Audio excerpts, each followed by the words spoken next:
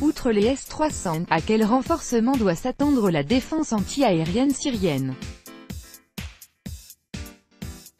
La livraison d'armes russes à Damas ne se limitera pas au système de missiles S-300, a déclaré dans un entretien à Sputnik le général de l'armée de l'air syrienne en retraite, Rada Shariki.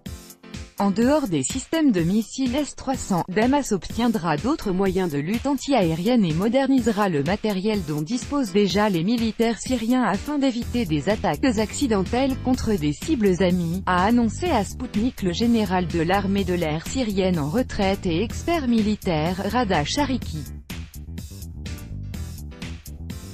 Premièrement, de nouveaux systèmes de lutte anti-aérienne seront livrés pour protéger tout le territoire syrien. Deuxièmement, le matériel existant sera modernisé, a-t-il indiqué. Selon M. Sharaki, la défense anti-aérienne syrienne sera équipée d'un système de protection de code. Ainsi, un adversaire potentiel ne pourra pas influencer leur fonctionnement. Toutefois, ce n'est pas la seule amélioration possible à apporter au matériel militaire syrien.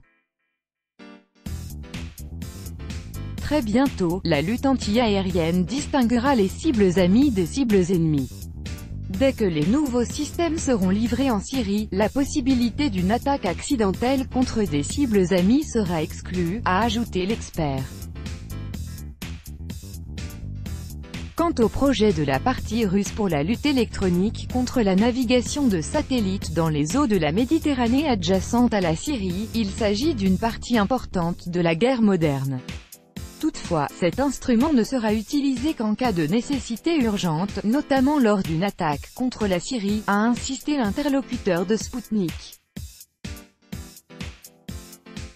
Le ministre russe de la Défense Sergueï Shoïgu a annoncé ce lundi que l'armée syrienne recevrait des batteries anti-aériennes S-300 d'ici 2 semaines.